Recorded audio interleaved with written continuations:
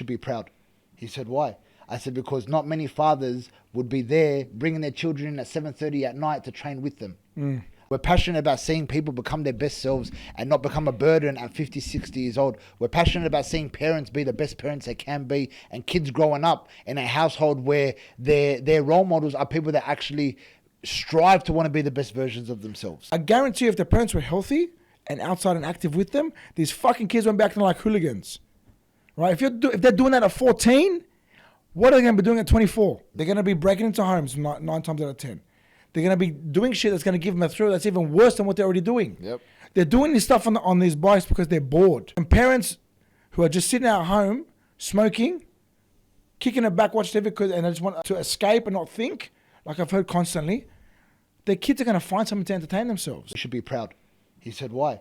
I said, because not many fathers would be there bringing their children in at 7:30 at night to train with them. I said, but you did that. And now you've created a healthy habit for your kids where they want to be in here with you now. After 1 week. What would they be doing instead? Watching TV, eating snacks. On their console. They were in here learning how to squat.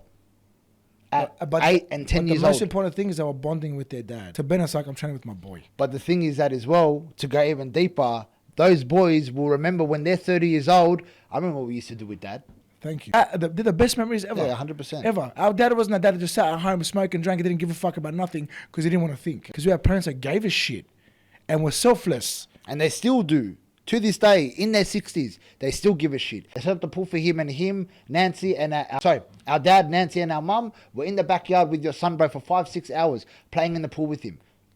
They could have just sat him down in front of Miss Money on YouTube so they could do whatever they wanted to do, and he's just distracted by that, but no.